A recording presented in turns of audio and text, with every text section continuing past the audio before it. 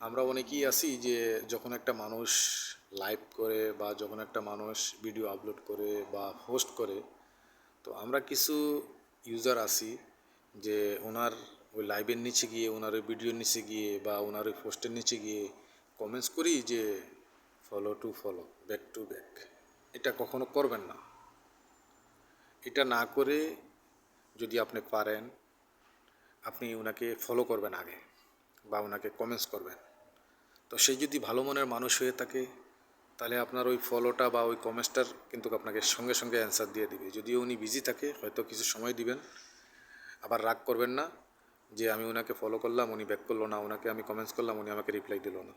এটা নিয়ে কখনো রাগ করবেন না। হয়তো আপনি একটু ফ্রি আছেন, হয়তো সে অনেকটাই বিজি আছে বা ব্যস্ত আছে কামকাজ নিয়ে। তো সেটা নিয়ে আপনি মন খারাপ করে আপনি কখনো আপনার লাইক বা ফলোটা উড্ডু করে নেবেন না। এটা আমি বিশেষভাবে আপনার কাছে জোর দিয়ে বলতেছি।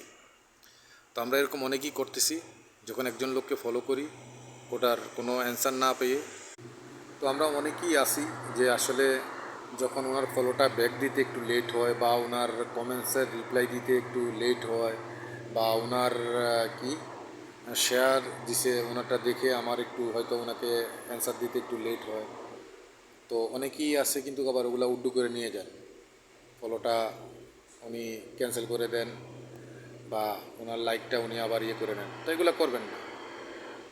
আপনি যেহেতু একটা মানুষের প্রতি আস্থা বিশ্বাস যখন আপনি রাখতে পারবেন, তখন ওনাকে ফলো করবেন, ওনাকে কমেন্টস করবেন। কারণ আপনি যে অবস্থায় আছেন উনি হয়তো এই অবস্থায় নাও থাকতে পারে। উনি আপনি হয়তো ফ্রি শুয়ে শুয়ে ভিডিও দেখতেছেন বা মোবাইল টিপতেছেন, সে অনেক কাজে, অনেক চাপে, অনেক পেরেশানির মধ্যে আছে। তো সে ওই অবস্থায় কীভাবে আপনাকে রিপ্লাই দিবে বা আপনাকে ব্যাক করে দিবে? আপনি ওনাকে একটু সময় দিবেন, 2-4-5 ঘন্টা সময় দিবেন, 2-3 মিনিট সময় দিবেন।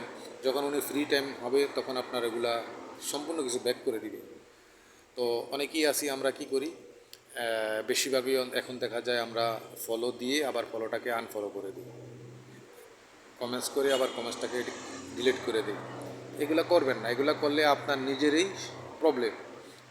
এগুলো করলে আপনার ওই আইডিও হয়তো অনেক সময় ব্যান হয়ে যেতে পারে, অনেক সময় আপনার ফেজে বিভিন্ন ধরনের সমস্যা চলে আসতে পারে।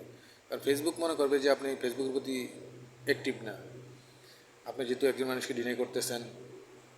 কারণ ফেসবুকটা এমন একটা প্ল্যাটফর্ম, আপনি যত মানুষকে বেশি ভালোবাসবেন, যত বেশি সাপোর্ট করবেন, ফেসবুক মনে করবে যে আপনি একজন যোগ্য ইউজার, এটাই ভাববে ফেসবুক।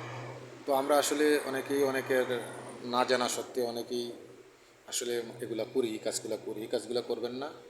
মানুষকে ভালোবাসতে শিখুন, মানুষও